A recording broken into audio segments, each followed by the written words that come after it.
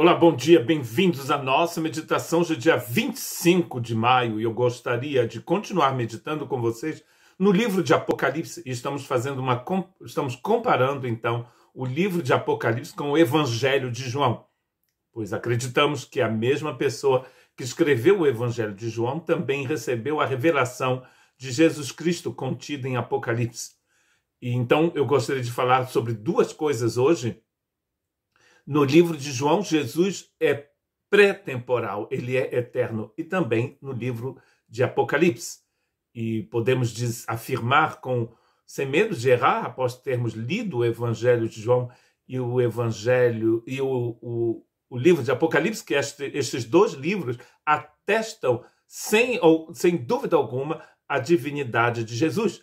E acreditamos também que o livro de Apocalipse, de todos os livros do Novo Testamento, é aquele que atesta com mais firmeza a divindade de Jesus.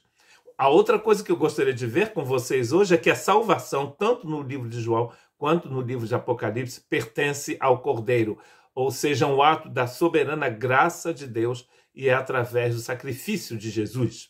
Apocalipse capítulo 22 e verso 13 diz: Eu sou o alfa e o ômega, o primeiro e o último, o princípio e o fim. Ele é tudo. E percebe que aqui ele é o princípio, ele é o fim, o primeiro, o último e o alfa e o ômega.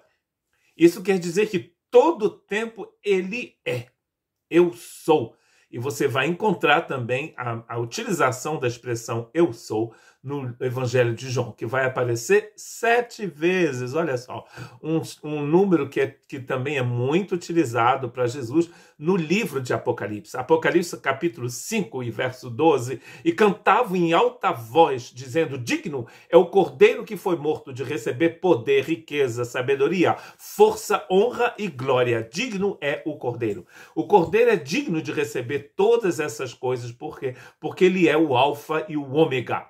Em Apocalipse capítulo 5 e verso 13 está escrito: depois ouvi todas as criaturas existentes no céu, na terra, debaixo da terra e no mar, e tudo que neles há, que diziam: aquele que está sentado no trono e ao Cordeiro seja o louvor, a honra, a glória e o poder para todo o sempre.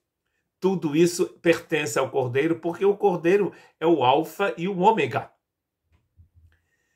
E Jesus, então, em João capítulo 3, verso 3, diz: em resposta, Jesus declarou: digo-lhes a verdade, ninguém pode ver o reino de Deus se não nascer do alto. Ninguém pode ver o reino de Deus se não nascer do alto. Então, o Cristo eterno, que você vai poder ver no livro de João, por exemplo, em João capítulo 1, ele vai descrever a palavra sendo Deus e estando com Deus e criando todas as coisas. No cântico aqui também, ele está dizendo que ele é digno de receber o louvor, a honra e a glória. E no capítulo 5 de Apocalipse também está escrito que ele é digno porque ele criou todas as coisas. O Cordeiro Criador também se torna aqui em Apocalipse e no livro de João o Cordeiro Redentor. O Cordeiro que salva é aquele que cria também todas as coisas.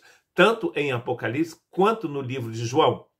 João 5,24, eu lhes asseguro, quem ouve a minha palavra e crê naquele que me enviou, tem a vida eterna e não será condenado, mas já passou da morte para a vida. A salvação pertence ao Cordeiro, diz Apocalipse capítulo 7. E aqui no capítulo 5 do livro de João, ele está dizendo que aquele que vem a ele já passou da morte para a vida. O ladrão vem apenas para roubar, matar e destruir. Eu vim para que tenham vida e a tenham plenamente. João 10:10, um texto muito conhecido. Percebe que Jesus é aquele que nos dá a salvação. Tanto no livro de João, quanto no livro de Apocalipse. Por quê? Porque ele é o alfa e o ômega. Ele é o princípio e o fim. No começo, ele já estava lá. No verso 11 do mesmo capítulo 10 do Evangelho de João, está escrito: eu sou o bom pastor. O bom pastor dá a vida pelas ovelhas. Percebe que aqui o dar a vida pelas ovelhas, ele vai falar então da morte dele na cruz. Ele morre para dar a vida. Impressionante. É a mesma visão que a gente vai encontrar em Apocalipse. Porque em Apocalipse o Cordeiro de Deus aparece como um cordeiro que foi imolado. Imolado pelo fogo, um sacrifício de holocausto.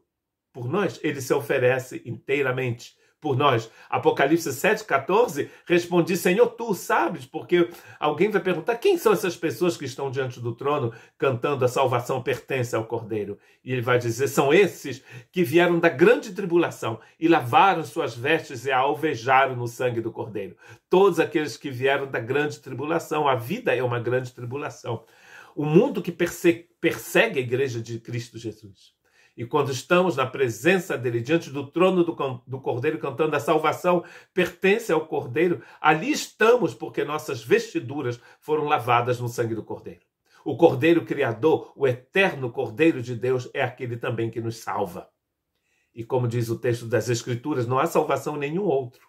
Apocalipse 12:11, eles o venceram pelo sangue do Cordeiro e pela palavra do testemunho que deram. Diante da morte, não amaram a própria vida. A salvação é um ato soberano de Deus e passa através é possível através do sacrifício de Jesus na cruz do Calvário. A gente pode passar a vida inteira falando sobre o sacrifício de Jesus, não é mesmo? Em todos os evangelhos, em todas as cartas e mesmo em toda a Bíblia. Primeiro ato de sacrifício foi feito por Deus quando ele vestiu Adão e Eva. Noé sai da arca, ele faz um sacrifício. Abraão também. Todas as pessoas que foram escolhidas por Deus, que assinaram um contrato com Deus, vão oferecer um sacrifício. Cordeiro de Deus, imolado antes da fundação do mundo.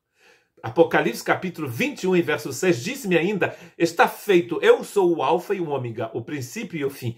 E quem tiver sede, darei de beber gratuitamente da fonte da água da vida. Uma vez mais, o Cordeiro, que é o primeiro e último, é aquele que dá a vida. Se Cristo não é o Filho de Deus, se ele não é o Deus eterno, se ele não é eterno, como ele poderia nos dar a vida eterna?